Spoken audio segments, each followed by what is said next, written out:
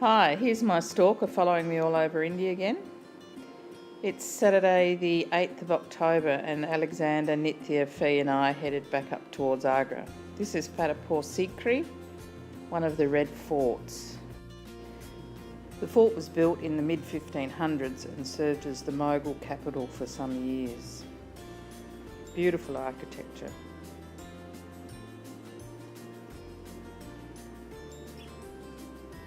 Everywhere we went, Alexander befriended the local wildlife. Here he made a friend with a dog. Some more street sellers, vegetables there. Pomegranate seeds. This was a random sign at the place where we had lunch. Then we went to Agra Fort, another one of the red forts built by the Mughals and was a capital for some time as well. Beautiful marble inlay. And this was an interesting sight. A bunch of Buddhist monks touring Agra Fort. And then we went to the Taj Mahal. Very, very busy that day and more polluted than the last time I'd been, but still spectacular. So many people. We spent our evenings with the family playing cards and gossiping. Nithya there, Alexander's girlfriend, Nithya's mum Preeti. Preeti's sister Neelam on the left and her nephew Sunny and wife Rupali. Nithya catching up with her uncle Rajiv. And Indians doing what they do best on their mobile phones. The next day, this is Preeti's childhood home, a rather big home that was gifted to the family from the Maharaja. Apparently it used to be the Queen's home at one stage. This is the view over Dholpur. And Preeti really enjoyed giving us history of the home and her childhood. That afternoon we had a Preeti Bhoj, which is where the family put on a meal for their staff. And the family served the staff.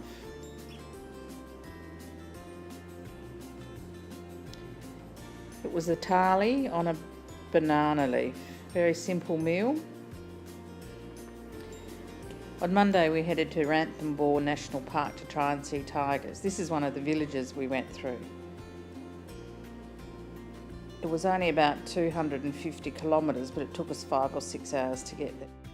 Lots of the camels were highly decorated and even had patterns cut in their fur. This is where we stayed. It was called Jungle View, luxury tents. There's my stalker again, waiting for me at the top of the tent. Very nice accommodation. The dining room. And this is why everyone's got a job in India. This man's job is picking up the leaves. That afternoon we headed to Ranthambore Fort, but first of all we came across all these monkeys. The fort was a hill fort high up on the hill, and even the oldies made it. Ranthambore Fort was started in 944 AD, so it's old for us in Australia. It was a long way up the hill, but the views were certainly worth it. It was spectacular.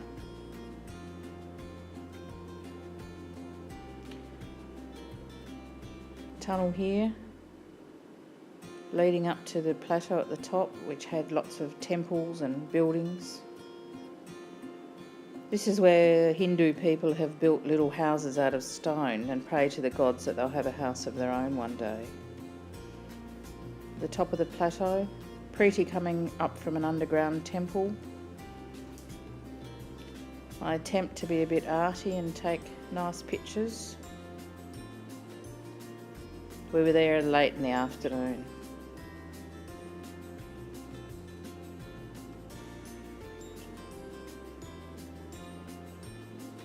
To the right of that wall it drops down into the valley. Alexander, of course, had to climb the highest thing he could find, get the best picture. And right at the top was this little village or little group of shops, because there's a temple up there for Ganesh that a lot of the locals go to. Beautiful flowers everywhere you go near the temples, there's beautiful flowers. And of course cows, always cows. This monkey's checking out what's left in a dish. They have really, really long tails, these monkeys. And they're cheeky and they like to be fed. So Alexander had a go. The monkey took the nuts one by one. Had enough. But then we had to give him the packet so that he was convinced there was none left. Looking down through one of the turrets down to the valley below, Alexander found another friend. The dog followed us all the way down. The next day we went to the tiger reserve for a safari to see if we could spot a tiger.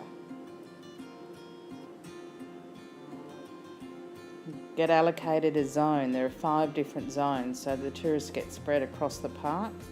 This is a samba deer, spotted deer. They look like Bambi. There are lots of them.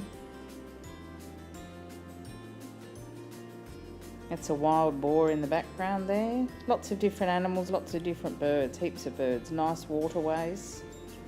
Still vultures, jackals. And here's the guide looking for tigers, looking for tiger prints. It was all very exciting. These are some of the local tiger trackers that have got that big stick to protect them from a tiger if they come across one. That afternoon we went back in a canter, a big army vehicle with about 20 people to have another try. Here's a turtle. These birds are quite cheeky. They actually flew down onto the canter looking for food. So we went to a different zone. And this is the sort of vehicle we were on. But unfortunately, this is as close as we got to a tiger. Wednesday we headed back to Dolpole. They love to decorate their tractors. And the young ones even have big speakers in it and the music blaring. Carrying a big load on your head. At the top of the roof there, they're cow dung patties that they make to use as fuel. Decorations, presents for the temple. When we got to this temple, we had to rush a bit because they were about to close it and put the goddess to sleep for an afternoon nap. This is the table where you give your offerings, light a little oil lamp, and also light some incense. There's a group of kids that were lined up for their dad to take a picture. Very cute.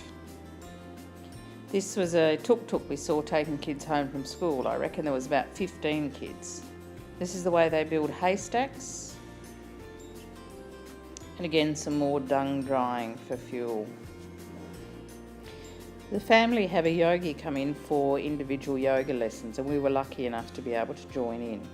I don't know that I was as supple as the yogi was. See the way he swings that arm around. But it was enjoyable.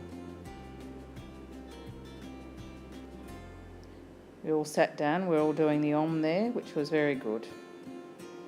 That night we went to visit Neelam in her home because we were leaving the next day. Alexander finally got to teach Rachna how to play his card game. Coco, coming to say hello. Coco, the banana-loving dog. Rajiv giving Alexander some tips on where they wanted to go trekking. And then it was time for them to leave the next morning. They were going down to Bhopal to visit Nitya's grandma on her dad's side. Been having such a good time shopping, I had to send a parcel back to Australia. They got a calico bag made, and this is Monu sewing it up. Indian style parcel making. 16.6 kilos heading back to Australia. Don't know how long it'll take. Then we went to the post office. We went to the back of the post office and got looked after well. So that night, Preeti and I caught a train to Delhi.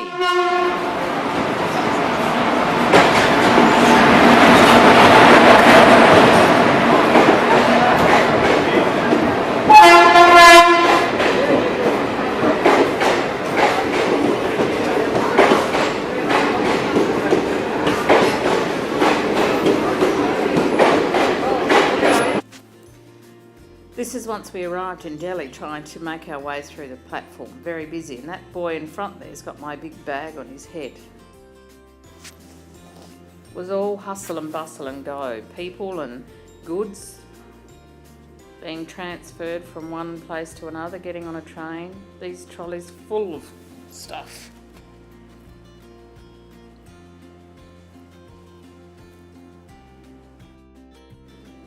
In Delhi, we stayed with Preeti's nephew, Vinny, and his wife, Neha, and daughter, Nishka. We went to Delhi Heart, which is a market that brings regional art and crafts together from all over India. Then on Saturday, I headed to the airport to fly to Chennai to start my next adventure. And Mattel, as always, have got an opportunity. They had Sari Barbie.